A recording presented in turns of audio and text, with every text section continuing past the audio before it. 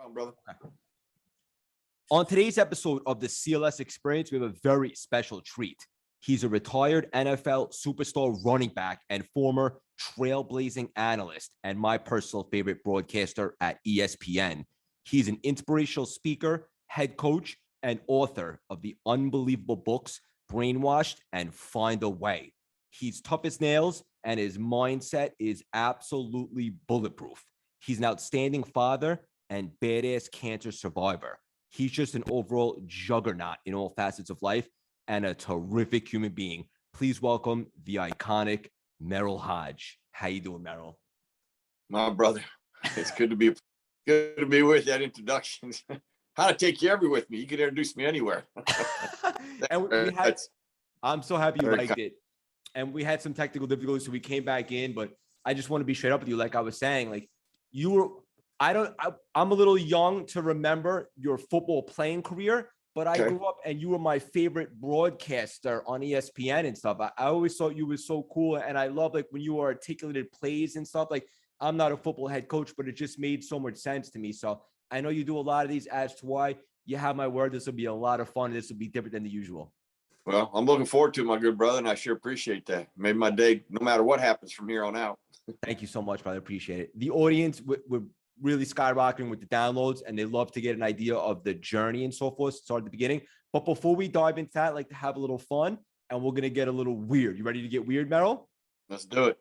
What is your superpower?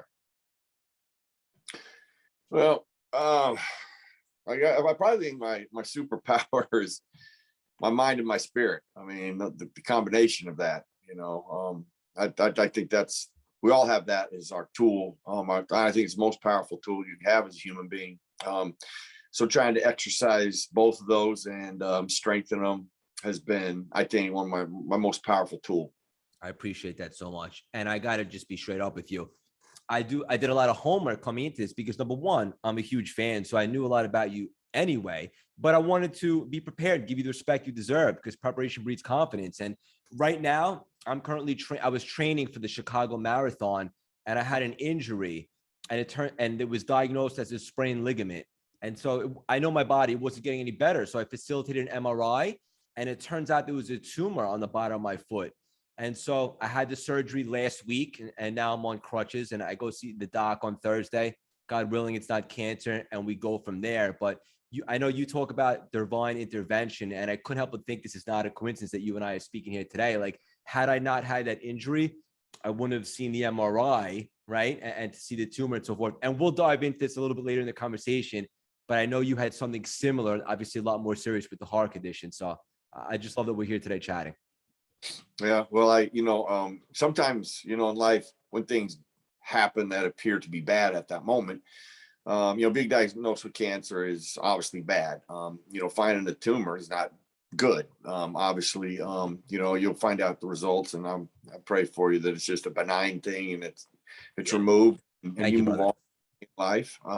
But if you find it, listen, the advantages that we have and things that we control for things like cancer and things that, can be fearful to everybody is that there are some things within our control. Early diagnosis is one of the most powerful things that we can do. That's why, being proactive in your health, going in and doing the annual physicals, doing the checkups is a responsibility that we have.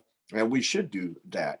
And then investing in our health and taking care of ourselves. Those are two great weapons against their defense against any disease. So, I try to help people not live in fear and show them the tools that they have and apply those tools. And it's just an easier way to live life and a more enjoyable way to live life versus living in fear and go, because I get people say, well, I would never want to know. And I'm like, whoa. You, with that mindset, you're going to know, but it's going to be too late when you know. Versus being proactive in your health and doing all the things that we just talked about, that will give you a much more empowering way to live your life. My goodness, that's so profound. And the audience should rewind that back a minute and replay that because that's so valuable to anything in life. And it's so true. I always take great pride in transforming from reactive to proactive. And although it might be a little bit scary initially, you're getting out in front of the thing and you're doing what you can. And I think that's applicable to everything in life. I didn't expect to get this deep right from the beginning. This is great. That's all right. We'll get shallow, deep. You know, it's just like the ocean. We're in waves, baby. That's it. Merril, what is something weird about you that a lot of people might not know? Weird. Huh. Well, when I say weird, I mean, now I share this. I've only shared this a couple of times. And I can't remember what sparked it the first time. But one of my very first jobs ever as a kid, I trapped gophers. I trapped gophers back because I live in the West. I'm from Idaho. And gophers are a big issue for farmers and ranchers because they dig holes. And so there's two problems with that. When you think of irrigation in the West, because they don't have a lot of rain like we have in the East, they rely on irrigation. So there's ditches, they flood irrigate. When you flood irrigate at times, if you have a bunch of holes, well, that water goes into the holes. It doesn't go out into the pastures, and it doesn't water all of the acres the way it needs to. So gophers deter that. So they want to get rid of gophers for that reason. And then cattle, horses will step in the holes and break their legs. So, you know, they can be a real nuisance. So, I mean, they're everywhere. So, I trapped gophers. My brother and I, we saddle our horses. We ran about 800 to 1,000 acres.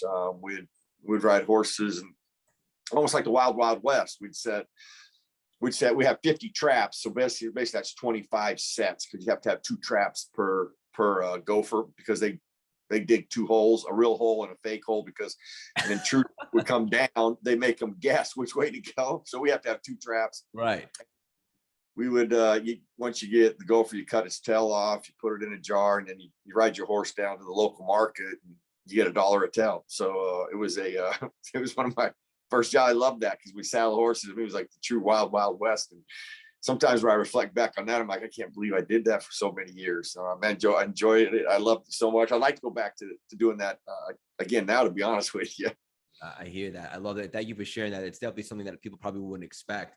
And I knew you grew up in Idaho and so forth. So I love that, my friend. This is great. What is your definition of success, Merril?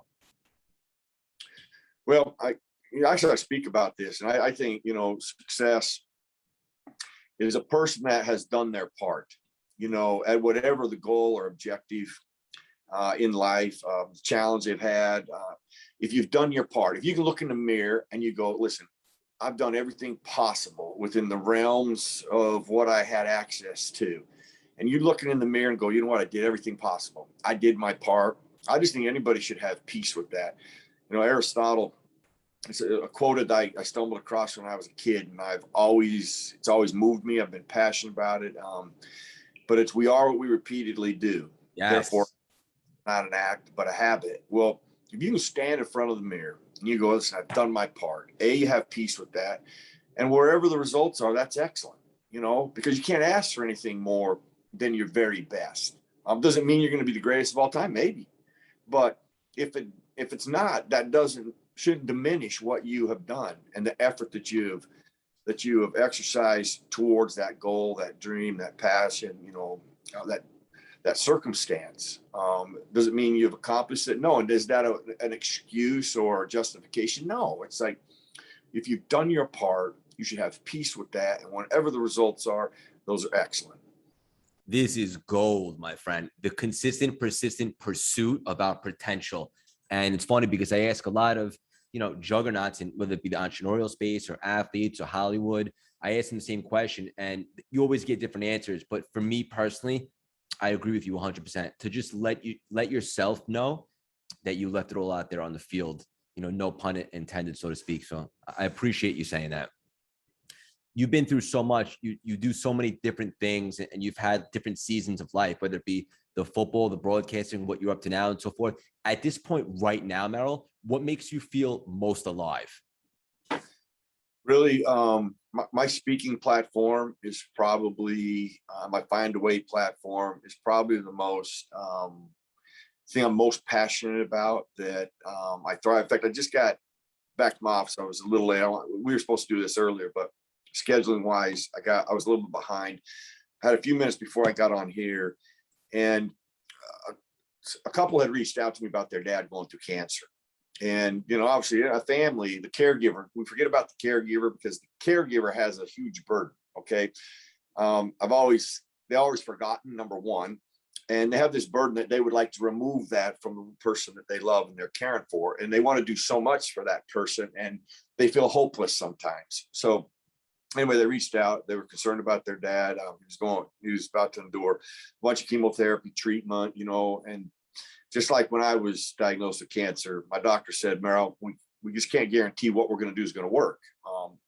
And then that's usually what they say, because there is no guarantee. If there was a guarantee, then people wouldn't die who got cancer. So that's hard to hear, from a patient perspective and a family perspective and a caregiver perspective. But I just got an email that they reached out to me. I sent him a book and a hat, and he wore and I told him about like the dark days of diagnosis. Like the first day you get diagnosed is just the start of it.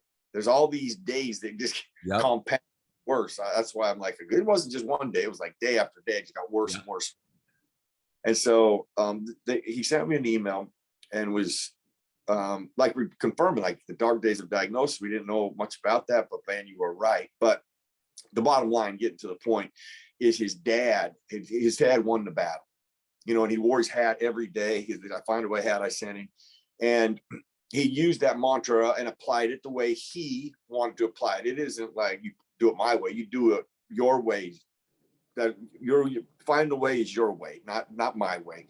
But he won, and he just went skiing, water skiing, and they were telling me all the things that he did. But he lost his hat with his water skiing, so they were wondering if they, But it was just just to see what I was able to, help him through at a time and give him some hope, because that happened to me. People who had been through what I've been through, talking to them, they gave me hope because they just survived. Of course. That gave me hope. Even though they were devastated from the treatment and they were still recovering, I found hope in that. Definitely. And to give somebody hope, and they take that hope and then they win it, and they win that battle. And to read the email, that's what moves me, is that I said I'm a product of a lot of people early on, and those people had they not inspired me, from Chuck Noll to Walter Payton to my own kids, to Aristotle. The list could go on. I wouldn't have anything to share, but that's why I want to share, because hopefully it could help somebody out there that may be searching for something, and then they take it and apply it to their life any way they see fit. And that's what's great about Find a Way. It's not my way, it's helping you find your way. Absolutely beautiful, my friend. And my father right now is battling cancer, which sucks. There's nothing good about it. But one thing that I can control is I make sure to always speak to him and lift up his spirits and keep him positive. And look, I personally believe a positive attitude is everything. So just keep him excited about things. And obviously when he's having tough days from the treatment and so forth, look at change the perspective and so forth, and just do my part. And the fact that you have that type of impact on people that are doing with it, it's so beautiful. And I just want to let you know, I appreciate that. And I acknowledge you for that. Well, I appreciate that, Craig. And listen, I know you being a caregiver, I know the strain of that and the stress of that is enormous. Because you'd like to remove that from your dad in a heartbeat. You take it on yourself. Now, listen, I can tell you that he'd rather walk this plank than have any of you walk it too. Absolutely. But the caregiver, here's good for you to be there for him, because I'll tell you this, that meant a lot to me. I had a dear friend he always worked out with me. He always come and saw me during my treatments, because my treatments were about 12 or 15 hours. And I'm telling you that people like that made a difference. They gave me that energy when I needed it. So keep doing that. That means a lot to him. Yeah, this is unbelievable. This is deep. We're going to ask you one last week. We're going to have a little fun, and then we'll dive into the journey and so forth. How do you, Merril, make the most unbelievable thick Windsor knots on your ties? Actually, there's a combination. It's kind of a recipe for this. Okay. Not really just the tie. Actually, my collars, I designed my shirts. The collar, it starts with the collar, because my collar is a little bigger than the standard collar. So you have to have the collar has to be right, so the tie would fit it. And then the ties that I get, it's really like the fabric is just a little thicker than most. And how I learned how to tie my tie is I had to have a tie when I passed the sacrament at church. So what happened was I had been recognized in the state of Idaho for the running back of the year. And my neighbor built me a belt buckle because I cowboyed too. I used to cowboy. I know I you used to did. calves and bull ride and stuff when I was working on a farm and a ranch. So they bought me a belt. They bought me a belt buckle, and it said, Idaho's #1 running back. Okay, so I put the belt buckle on. I put my tie on, and the tie blocked my belt buckle. And I'm like, well, what good belt buckle if you can't see the tie? I mean, what good is that? I shortened my tie up so that it would be above my belt buckle, and so I got used to tying my tie short like that. And part of that contributes to the thickness of my knot. Well, I just want to let you know, brother, you make short ties look super cool, and I appreciate that. I appreciate it, brother. All right, so we're gonna jump around. And the truth of the matter is, I could talk to you for 10 hours. It's gonna be unbelievable, but obviously, I want to respect your time. The audience loves to get a feel for the beginning. I know you grew up in Idaho. You knew kind of from an early age that you wanted to play football, and although to some that might seem like a pipe dream, for you that was very real in your head. Is that accurate? Well, I think probably most people, no matter what your age is now, at some point, I think everybody is usually asked, "Hey, what do you want to do? What would you like to be?" Somebody gets ask you that, whether it's a parent, a teacher, at some point in your life, you get asked that. I got asked it at a young age, and I wasn't. I was intrigued by the question because I was like, I didn't have an answer, number one, but I was like, how? I never even thought of that. I was like, who? But I'm 8 years old too, so like I'm not expecting an 8-year-old to be thinking about what they were doing. Sure. But it got me thinking. I was like, geez, I ought to think about what I want to do. So, not in a million years did I think what was going to happen happens. Got to realize that this is about 1975. Okay, 77, about 75. So I'm about 10 years old. So that's way before your time. But you have to understand. I say this because you have to explain to people, Sure, of your age. Yeah, if you're lucky to have a TV, if you're lucky if you had a TV, if you have a TV, you're lucky if you got 3 channels. So it isn't like today where you can Google anything on your phone. The piece of glass that we're using right now, that was bolted on a wall, and there was a cable attached to it. All right, and you couldn't text anybody and see videos. So you didn't see a lot of things on television, is where I'm getting. And I had no idea until I walked into my grandparents' house. I'd never seen football on television. And I had been asked what you wanted to do when you grew up, which I didn't know. I didn't have an answer for that.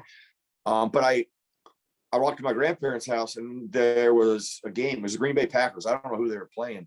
And I remember I was just mesmerized by it. I was stunned by it because I'm like, oh my gosh, I'm doing that. I've been doing that. I'm playing that. I'm like, but now I know what I want to do. I want to play in the National Football. I want to be one of those guys. I want to play on TV. this is great. And it was real for me. It was and so I was excited about that, and because I was like, okay, the next person that asked me, I'm gonna be able to answer. I'm gonna be able to give them an answer. And this is probably why, one of the reasons, I got many, but why I see things through a child's eyes maybe more than most adults, is because of what happened to me when I was asked, what do you want to do? And I had that answer. I'm going to play in the National Football League. One of 4 things was always said to me right away. Oh, you know how hard that is? Ooh, the odds of you playing in the NFL are, son. Ooh, don't put all your eggs in one basket. I wouldn't want you to be disappointed. Or I'd hear it was impossible. So the people who were supposed to encourage me were the first ones to discourage me. And then it speaks to young kids and young people. Like they're resilient. Like I never got fazed by that. I never was discouraged by that. I continued my desire, my passion to do that. And that leads me to my first moment of truth. That's where Find a Way came in. That's where the words really, the first time in my life, I was inspired by those words to take action, because I had put a goal up on my wall in my bedroom that I will play in the National Football League. I start revisiting all the things people had said to me. And I remember I just lost my energy. And I was, I could feel it just zap me. Well, then those words Find a Way popped into my head, and it changed my energy. It inspired one thing that I use daily. I talk about all the time. It's the most important thing in a journey, is I'm just going to take action. Like I was going to do something about my circumstance. And did I know what I was going to do? Absolutely not. I had no clue, but I was inspired to do something about it. It changed my energy, it changed my thought process. I got excited about that, and it sent me on a journey. And that's why those words still resonate with me today in every facet of my life. I just apply them better and more efficient now than I did back then. But I'm grateful for that, because instead of giving up and going, oh God, surrendering, those words inspired me to continue and find ways to get to the National Football League, which I did. I ended up being able to accomplish something that I sat up and looked on a wall for nearly a decade. Yeah, this is gold. Number one, a couple things. Find a way. Like, I can't think of a beautiful 3-word sentence other than that. Like, that to the top of my mind. Find a way basically means get it done, like by any means necessary. And I love that you talk about like from a child's eye. Like, when I think about that, and correct me if I'm wrong, I interpret that like these day and age, like there's so many people say like why you can't do stuff, but when you're a child, you don't really have those limitations because you just dream big, like the little kid in you, so to speak. And really, anybody should go after what they're super passionate about. And chances are, if you apply the find a way mentality and you actually identify what you're super passionate about, you can make it happen. I think that gets overlooked this day and age. I love that you had that mindset at such an early age. Unbelievable. Yeah, see, I don't think it's odd. I mean, to think like I was thinking, I don't know why I just, I just got done. It's an interesting question that you just mentioned. The reason I'm going to elaborate on it, because I had somebody actually approach me with that same thing. They were like, well, my son's 12 years old and he doesn't think like that. I'm like, well, I mean, I'm not necessarily does everybody, at 12 or 8, think like that. But I'm going to go back to something you said about passion. When parents, this is where I think I learned a lot being a parent about my kids and raising kids. Sure. I've coached thousands and thousands of young kids. And I think one of the things that parents can make a mistake in is that they fail to feed a passion. Yes. Because that passion isn't what they expect that passion to be. Yeah, It's to be not nurtured. Yes. And that, I just, every year when I'm coaching football, I had a kid be stretching. I knew by the way he was stretching, he didn't want to be there. I walk over and I go, you want to be here? And he's like, nope. Because kids are honest. And I'm like, well, what do you like to do? What do you like doing? And he gave me a list of things. So I'm like, well, I'm going to talk to your mom and dad. So I talked to their mom and dad, and they brought him to play football because I was coaching. And I'm like, well, it's already hard enough to coach kids that want to play when you got a kid that doesn't want to play. But here are some things he wants to do. Like, feed his passion. Let him go do those things. He doesn't have, football's not for everybody.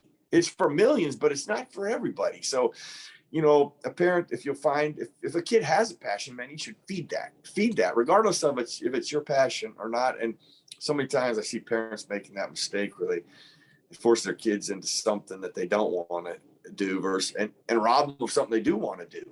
Especially like at that age, the parents are the number one, like guide, like the sort of their compass in the wilderness. So this is unbelievable. I couldn't agree with you more. And a passion like that, listen, it's tough to identify a passion. To be honest with you, like I didn't even know what I wanted to do. I pivoted from Wall Street to what I'm doing now, just in the pandemic. But I wish I had identified my passion earlier. If you're fortunate enough to identify your passion, should be nurtured. Absolutely. And the truth of the matter is I just got to tell you, you're on absolute fire and you can't be stopped.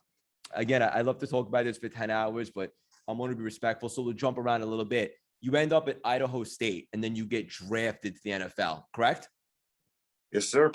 What was that moment? What was that moment like for you, Merril, when the dream came to fruition? Obviously, that's just the beginning, but when you finally landed in the NFL, what was that moment like? Well, I will tell you this. I go back to what we talked about at the beginning, your mind and your spirit. The draft was, well, back then, like kind of is today, it was a 3-day affair. I was projected to go as high as in the first 5 rounds, and I didn't. So 2 days go by and I hadn't been drafted. And the year before, my mom had suddenly passed away. So my senior year was a real train wreck.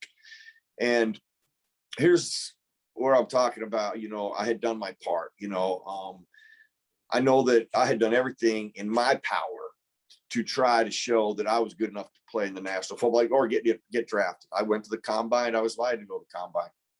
I had the worst combine workout in the history of combine. Thinking they didn't have video to replay, because if they said, if you want to see the worst combine workout in combine history, they would show me. Are you being serious? I'm dead serious. I got the flu 5 days before I had to go. I spent more time getting verification of the medication I was on, so I didn't pose a positive for drugs, because the medication and antibiotics I was using, some of it could be triggered for the wrong thing. So I lost like 15 pounds. I was a train wreck. I was terrible. I got invited to the combine. So after 2 days, I don't get drafted where I was projected to go. Now it's not looking good.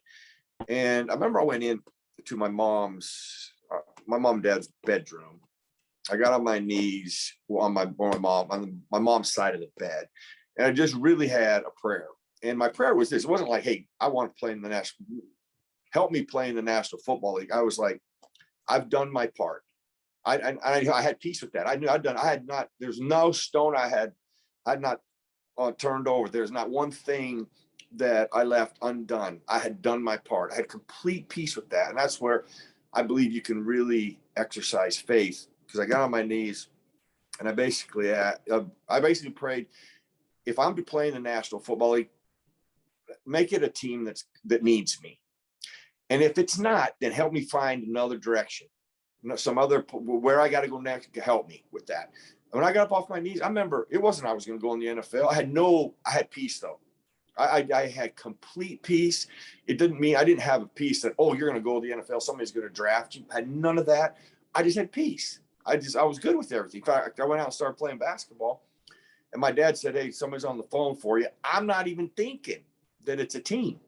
I just think somebody's calling me. I go in, and it ends up being the Pittsburgh Steelers.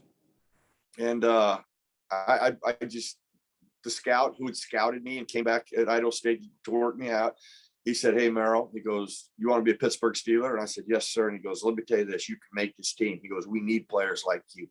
I can't wait to see you." And the rest is history. But I've never forgotten that moment, because, that's like when people talk about, how do you exercise faith? I mean, this is how I exercise it. I can exercise it if I've done my part.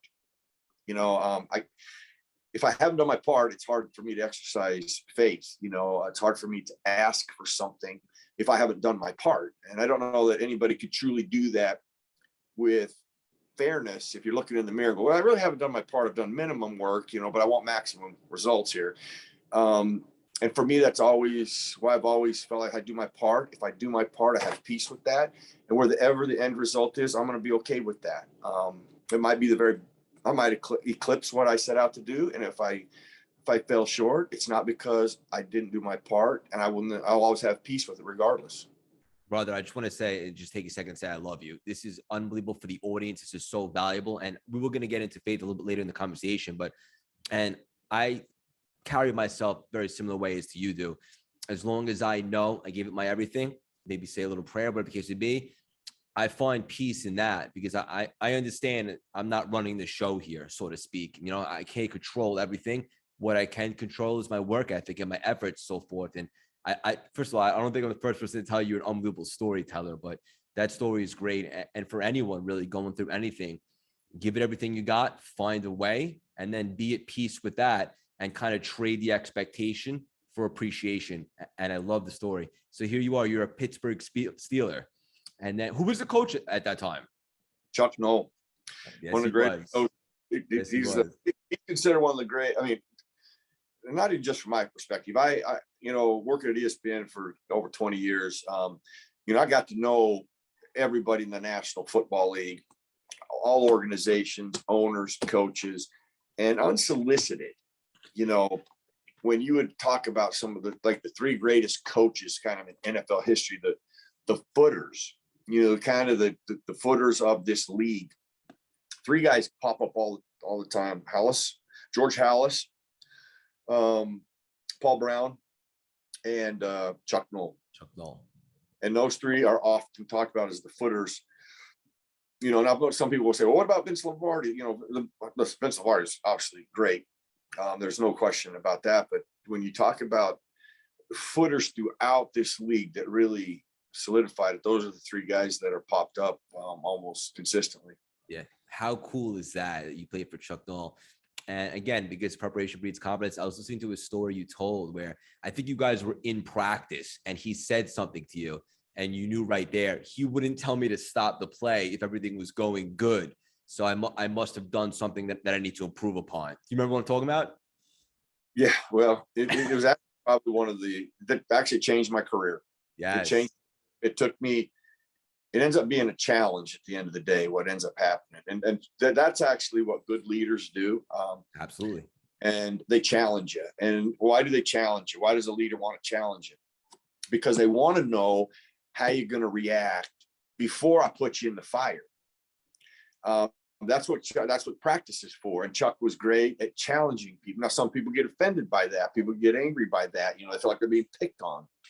But let me back up. The one thing that is true on Friday's practice, it's true in 1987, and it's true today. You don't want to make a mistake on Fridays. And this is why you don't want to make a mistake on Fridays, because Fridays is really your dress rehearsal for Sunday. What you're doing in Friday's practice is exactly what you're going to execute in the first part of a ball game, especially from an offensive perspective, the plays you're going to run. The first play we're going to run is called in the huddle. Obviously, I want to make sure I'm doing the right thing. I hear the play. It's a pass play. I know what my responsibilities are. I got to block a linebacker if he blitzes. If he doesn't, I run a route.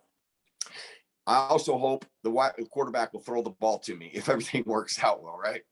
So as we snap the ball, the linebacker dropped into coverage. I run a flat route. The quarterback throws the ball to the other side of the field.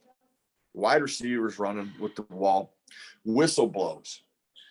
Merril, what are you doing?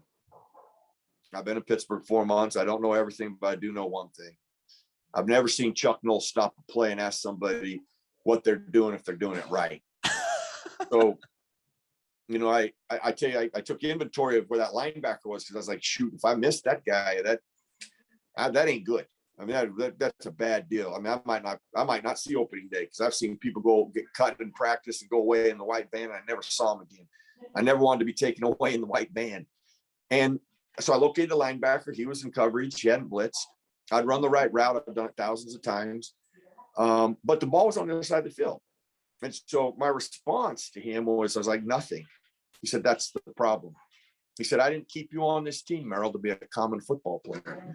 He said, I can call anybody we just cut, bring them back here and do what you just did. He said, I'm going to do you one better. On Sunday, I'm going to pull somebody out of the stands and do what you just did. Be uncommon, Merril. Go help your buddy. How do you know he doesn't get hit, fumble? You could recover the ball for us if you're over there, but you can't do that by doing nothing over there. Better yet, he breaks a tackle, you can make a key block. I need you to be uncommon. Go help him. Well, he went into this dissertation then too, to the team. I was humiliated at the time, but his messaging was, listen, we're going to line up on Sunday, and there's nobody that's going to be just physically better than we are. Okay, I mean, the National Football League is a pretty even Steven game. Okay, I don't care if the team is 0-15. I remember we played the New England Patriots one year; they're 0-15. We won the game, but I'm telling you what, we left that field goal. And that's the hardest game I've ever played in my life, and they were 0-15. But that's just how tight it is. What his message was, from my perspective, what he'd done for me, he had challenged me. Let's back up to the huddle. If you'd said, Merril, are you doing everything in your craft? Within your craft and your profession, are you doing everything you can to help the team? I'd have said yes. He now opened my eyes and widened my scope. There was more I could be doing that I had not seen. Well, I took that challenge. And when I went to the locker room, I really started thinking about it. And I'm like, okay, from this day forward, I will be uncommon every time I enter practice or anytime I play. And I will tell you this, it took me from making a team to being a starter for nearly a decade, that challenge alone. I took that and made it part of my patterns, part of my habits, part of the way I played, the way I practiced, and it changed me as a professional. Had I not ever been challenged like that, I don't know that I would have widened my scope and seen more that I could be doing to help the team that got recognized by the team. That's what matters. It's not the fans, you're trying to get recognition from. It's the guys in the locker room that you're with and the coaches that matter when you're sitting there watching film and they see things that'll never be on Sports Center, but the little things that you're doing to help the team or help a buddy out that are uncommon. And when you can learn to do those things, like I learned by that challenge, that makes you more valuable to the team. That's why coaches love you and want you a part of it. And without that challenge, I don't know what my career would have been. I'm just grateful it happened. Bang. First of all, you could obviously see the smile on my face ear to ear. Just seeing you talk about this and how animated you are and passionate about it. It's so obvious and it's beautiful to see. And you're absolutely right in regards to great leaders. Like, I don't know if you've ever seen this movie. It reminds me of this movie Whiplash about the drums. Have you ever seen that? I haven't. Make a long story short, the instructor is challenging the drummer. And at first, the drummer is like, he takes it personal, but what he's really doing is opening up his scope on what he's capable of, so to speak, and it makes him eventually fulfill his potential. But it's so true. I love that the way you articulated that, like, that's what a good leader does. They challenge you, and you also handled it the right way, right? Like, other people might have got like pissed off and taken it personal, so to speak, but it opened up you as to how you can even be better. And then, like you said, you had an unbelievable career for almost a decade, and we have to jump around a little bit, obviously, but I know you end up on the Bears, correct? Yes. Yep. I ended up going to Chicago about 8 years later. Yeah. And then your career gets cut short a little bit from a concussion, not necessarily the concussion, but the way it was handled and so to speak, right? Well, let me just say this. I'm going to applaud you for your due diligence. More people need to be like you that do stuff like this. Thank you so much. First person to ever do that right. Improper care ended my career, not head trauma. And that's what's misunderstood even to this day about head trauma. It's improper care was where we were lacking. Okay. So no matter what sport you're in, no matter what level you're in, if you have the right protocols in place, really identifying head trauma is the most critical aspect of head trauma. It's just like cancer. What's one of the most critical things to help you beat it? Early diagnosis. Yep. Getting checkups, being in good health so that you can attack it. Well, head trauma is no different in the sense of identifying it, removing, getting care and the proper treatment and evaluation before you return. If you do that, you're in a much better and safer environment. And then something I think is very important when you think about head trauma. So many people have this scope like this. Their scope is like this narrow. They think it's in sports, it's in football.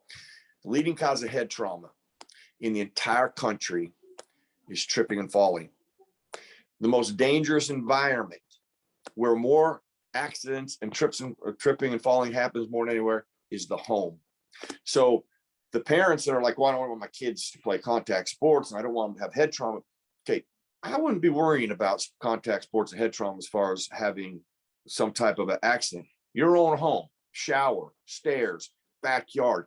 So to educate yourself on what I should do if my son or daughter has some head trauma, you're much better there as a parent. You'll be more empowered there. You won't live in fear of it. You get the right care, you get the right treatment, especially identifying it early. Your kids are going to be fine if they have some type of head trauma. So not to live in it and say, and if they have a concussion, if they had some type of head trauma, they are not going to have some brain disease later in life. There is no scientific evidence whatsoever that exists in the medical journals today that I have read, and I've read them all, that your kids are going to have issues later in life from playing contact sports, even if they were to have some type of head trauma, no matter what environment that comes from. Yeah, this is great. And obviously today, like, there's a lot more science or research or more resources, so to speak. Back when this happened to you, not necessarily, but you actually helped facilitate as to why it's better now than it was back then. When it happened to you, when you had the concussion, so to speak, did you know at the time, like, maybe I shouldn't be playing, or you didn't know? I knew nothing. I had absolutely no resources from that perspective. Now, keep in mind, I was one of the first part of the first group of players in sports history, not just NFL history, sports history, that had a baseline from a cognitive test that was established in 1991 that the Steelers implemented. It was voluntary, but they established the first subjective and objective way to look at head trauma. The first time in the history of sports. Wow. 1991, I was a part of that team.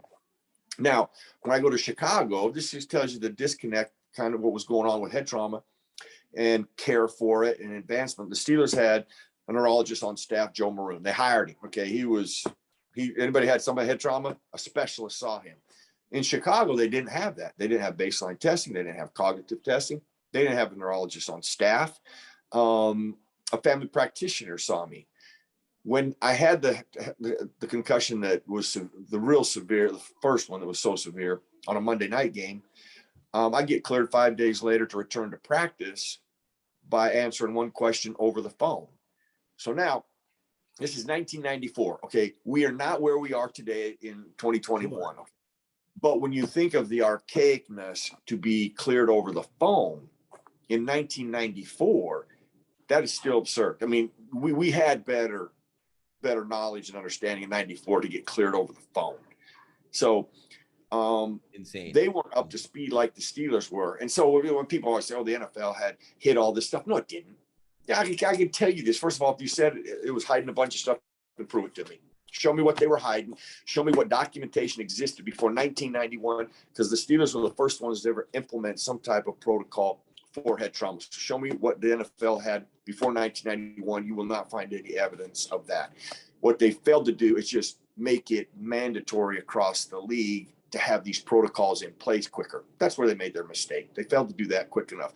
Now, quite honestly, they're the front runners. They lead the charge. They are the best, and everybody in the league is the absolute elite when it comes to head trauma. But in 94, I didn't have that.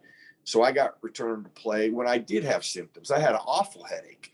I mean, I was cognitively a mess, but I didn't know those things. They weren't told to me. Right. And when the doctor asked me how I was feeling, I said, I feel fine.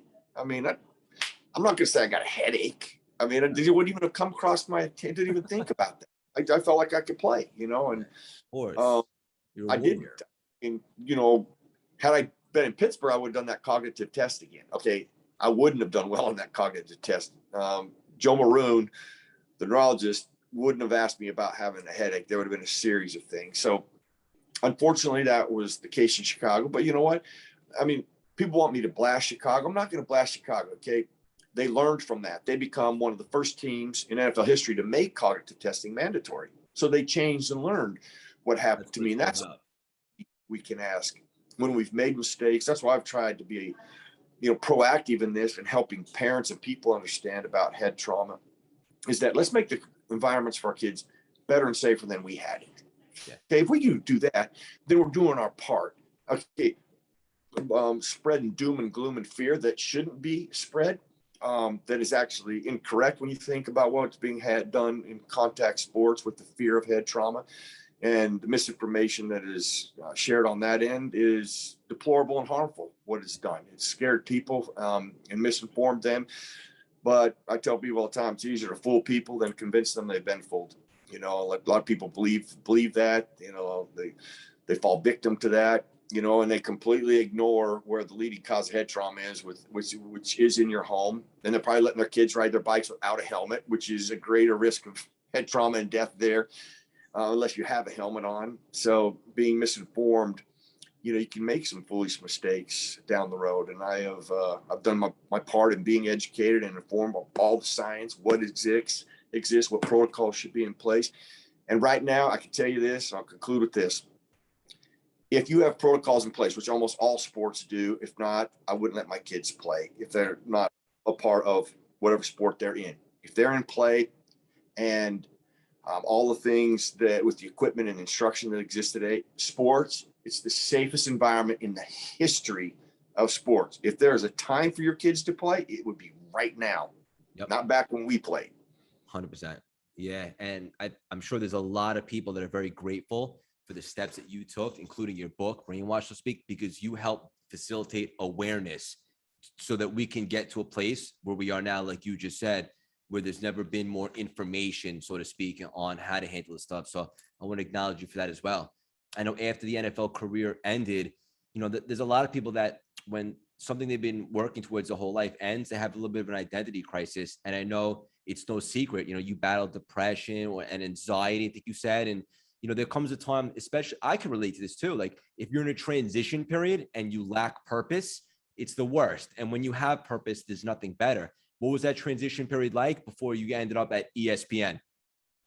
Well, I think everybody, just go back to a year ago. There's a lot of people. I bet you everybody probably had a moment where they could see their purpose going away, or changing, or for a little bit. So Definitely. I think identify with this. When you lose your purpose, things can go south. I don't care who you are. Mm-hmm. And, that's what I think. You talk about another moment of truth in my life. My career ended. I went through depression. This is how bad it was. I could sit with my 2-year-old daughter and watch Barney, and I was happy with that. I mean, that's how bad I was. I mean, in a way, funny, but it tells you what a train wreck I was. And I was going to counseling. I went through a lot of depression. My career of things I've been doing for 22 years is over, just completely. I mean, just like that during the season, which is the worst. Yeah. One thing, if you have off season to transition, when it's over right in the season, you have to watch and it was the most excruciating mental thing that I probably ever went through. Sure. But I did come to a moment of my truth in life, where I did have to look in the mirror and I had to be responsible. I could blame. I always say this, when I speak, I often talk about every day we got to get up and we got to decide what locker room am I going to get dressed and ready in? What am I going to enter? What am I going to exit the day in? Am I going to do it in a quitter's locker room? 3 things exist. You point fingers, you cast blame, and you make excuses. Nice. Well, I'm in that locker room. Every day I got up in that. It's a toxic environment. I've never seen anybody come out of a locker room like that and garner success. I've never seen it. People that have been successful, and I've been around this world and talked to all kinds of different companies, different people. There's one truth about successful people. And I've experienced this in my own successes. And the only way I know that for clarity is because I've been in that other locker room that I just mentioned. People self-evaluate. Successful people self-evaluate. They look at themselves. They make the proper changes and corrections. They create new plans, and then they take action. And they walk out with an energy every day with that mindset. And once I got over to the other locker room, things started to change for me. I started to throw lines out. I thought, I like coaching. Let me see about that. Broadcasting, I've been working on. Let me go out as many avenues as I can go there. And fortunately, the journey took me down broadcasting, and I'm grateful for that opportunity. I worked for the Steelers initially. First, I helped launch ESPN2 when the ESPN2 started, and then it evolved into working on the NFL side for 21 years. And I just want to say, you were the most charismatic broadcaster, definitely 100%. I loved your style. Well, I appreciate you, brother. Yeah, and then also, of course, we have to touch upon this. We're getting towards the end here. You end up having cancer, and 2 things. Number one, ironically, you said cancer saved your life because it made you check. And I know we touched upon this earlier in the conversation that you had an issue with your heart. And number 2, I want you to touch upon something your daughter said to you really inspired something to really get you motivated to go out and beat this thing. Well, I told you at the beginning, I'm a product of a lot of people. I did reference my kids, and this is probably why. My daughter was instrumental. And I told you, I just mentioned watching Barney. Okay, yeah. You talk about a caregiver. Now, like I was a train wreck. Like I couldn't read. I had to learn how to read again. I was cognitively like a 2-year-old, to be honest with you. And she's sitting in her little chair and suck on her bottle. And every time she'd look up at me, she's like checking on me. I could tell she was just checking on me. And it was nice to have her. I mean, I identified with her. I mean, we watched Barney. When we were watching Barney together, it helped me. Well, when I got diagnosed with cancer, my doctor called me up. He said these things. He's like, Merril, that it's a malignant tumor in your lower back. It was a 3-pound malignant tumor that was the size and shape of a football, he said, ironically. Wow. He said, you're going to go through brutal chemotherapy. He said, you might want to think about shaving your head because anywhere from 14 to 17 days after your first treatment, you're going to start losing your hair. So you might want to think about that. He knew I was active. He knew I'm active. I was playing on a basketball league. I trained a lot. And he said, you're not going to feel like doing that anymore because you're going to be a sick, tired man. And then he said, and I can't guarantee what we're going to use is going to work. So when I hung up the phone, like two things consumed me: chemotherapy and dying. I'm telling you, it was the most horrific thing. I'm not articulate enough to describe the dark days of that diagnosis. But what I love more than anything in life is being a parent and being a dad. And I love my kids without I end. know you do, brother. Way has been a parenting tool. And I've always thought, you know what? I thought I better get ahead of this. I don't want my kids, they're not used to me being sick and bald laying on a couch. I'm like, shoot, I better let them know that this is coming down the road, and it's better to get in front of it than try to deal with it when it was happening. So I shared with them what the doctor had shared with me and went right back into my thought process: chemotherapy and dying. And then that little thing, who's now, she's 9 years old now, Corey, my daughter, walked across the room, which I didn't realize she'd come across the room. I mean, she's in my lap because I'm so gone. I am I'm so into doom and gloom and chemotherapy and dying. And she put her little dainty arms around my neck, and she gets my attention. And I remember looking up, and she says, well, then you know what, Dad, you need to find a way. And I had been doing that to them so much. And I was like, it was the perfect person to inspire me. It was the right person, because my energy changed. Okay. But dying was not an option. Being sick and tired, and laying on the couch feeling sorry for myself, not an option. Okay, being bald that was going to be an option, but that was it. I changed my energy, and I got excited. It was just like 12 years old again. I'm like, I got inspired. I'm going to take action. I'm going to do something about it. And then everything shifted for me. And her doing that was the right person. And I almost needed that. I don't know what it would have redirected me, but she did, and I'm grateful for that. And from that moment on, I never lived in fear. I mean, there was days where they had to take me to the hospital one time. They were so sick, they couldn't figure out what's wrong with me.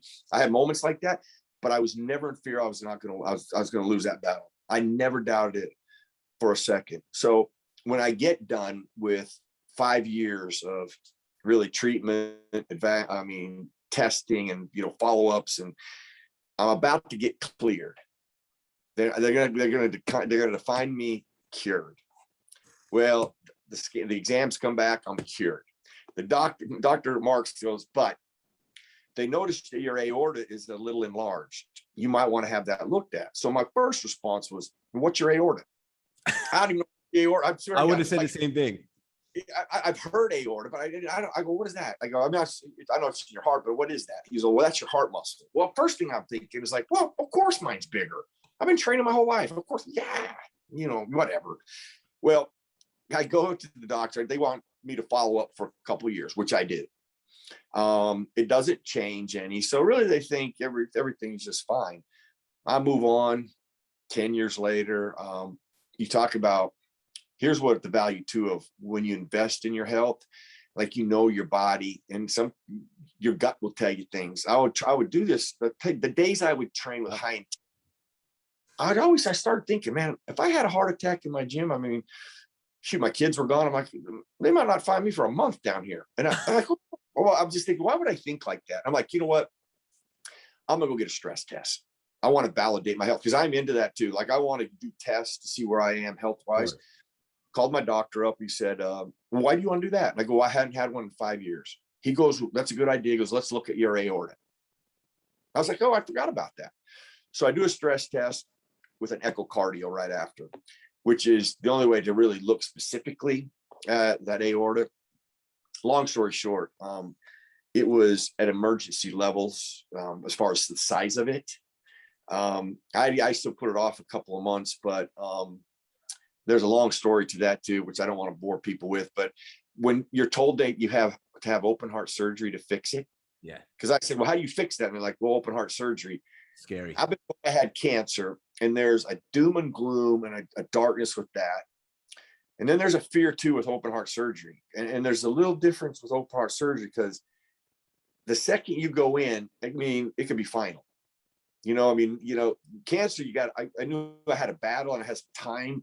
Here, the day I picked to go into surgery, I was like, ugh, maybe it don't work, So there's a little bit of that anxiety, or that worry. But They tell me I'm going to be out 6 weeks. I called ESPN. I told them, listen, I got to get this done during the season, unfortunately. Doctors told me it's going to be 6 weeks. Now, here's the value. That's why I tell people to invest in your health, because when you need it, you can't run down to Target and pick it up. It's too late. Well, I got surgery on Monday. I got out on Friday. I flew to Canada 10 days later. And I was back to work in 2 weeks. That's crazy. The only thing that I had to wait for was the bones to heal actually in my chest. That's what I was waiting for. And because of the issue I had with my aorta, they put a meshing over it just to secure it. Yeah. But once it's secured, I mean, I didn't have any blockage anywhere. My heart was completely fine. My aorta is fine now too. They fixed the leak, and the mesh. He's like, he told me the meshing that they secured the bubble with in my aorta. He goes, it'll outlast you. So once I heard that, I was like, I got back to training. I was training on Friday. I surgery on Monday. I was training on Friday, and I was back to work in about 14 days. You're an inspiration, brother, especially with what I'm going through right now. The way you articulate the stories, I just want to say thank you for illustrating such a picture and pulling back the curtain. Truth of the matter is I don't want this to end. Like I said earlier, I could speak to you all day. You're a warrior, brother, straight up. I appreciate you so much. This is one of my favorite conversations I've had on this show. The audience is going to be obsessed with you in 2 seconds. Where can they support you? Where can they hang out with you? Where do you hang out the most? Social media? Well, Craig, probably the best way is I really invest a lot of time in LinkedIn, and then merrilhoge.com, my website there, and have ways to get a hold of me if you need anything. Speaking is another thing that I keep. That's my passion. That's the thing that really, really moves me. I love that. I love those moments. So that's the way. And I appreciate this, things like this. I appreciate you having me on. I've heard a lot about you. Kathy's mentioned you and what you have done, how you have grown your audience, and the message that you bring to people, and the energy, which is what we need. We need this positive stuff and inspiring people to take charge. You're responsible. Don't point fingers, cast blame, make excuses. You take action. You're responsible. Yeah. You're in charge. We get people to empower themselves with that.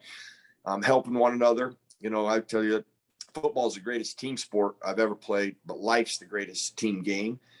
Individually we're strong, but collectively we're powerful. And that's how I view things. That's how I view my message. And that's what I'm trying to do for people, and help them like I was helped for so many people. And when you do that, like I mentioned, that email I got, I mean, that moves me. Like that makes my day. That like brings me great joy. Then money can't buy that.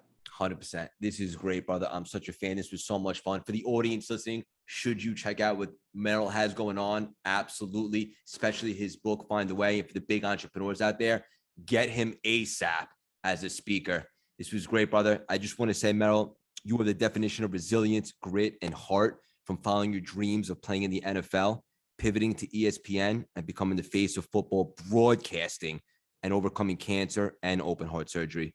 You're a warrior and champion on and off the field. Your Find a Way philosophy is relatable to anyone going through any challenge or adversity in life to take inspired action. Your mindset is bulletproof. You're a role model and icon to anyone coming up today with big goals and dreams. I could personally guarantee your best is yet to come. You're someone I appreciate, I respect so much, and I can't wait to continue to watch you fly. And you have my word right here, right now. This will definitely not be the last time that you and I collaborate, my friend. I love it then. I look forward to it, Craig. Thanks for the chance to be with you. Yeah, and I'll tag you on some stuff on Instagram. Thank you so much for your time, brother. We'll speak soon. Absolutely. Be good, buddy. Take care of that foot, man. Okay, let me know how that your response goes. What they get back, your results. I will. It'll be Thursday. Thank you. I appreciate it. Okay, pal. Take care, Craig. Have a great night. See you, buddy. Bye-bye.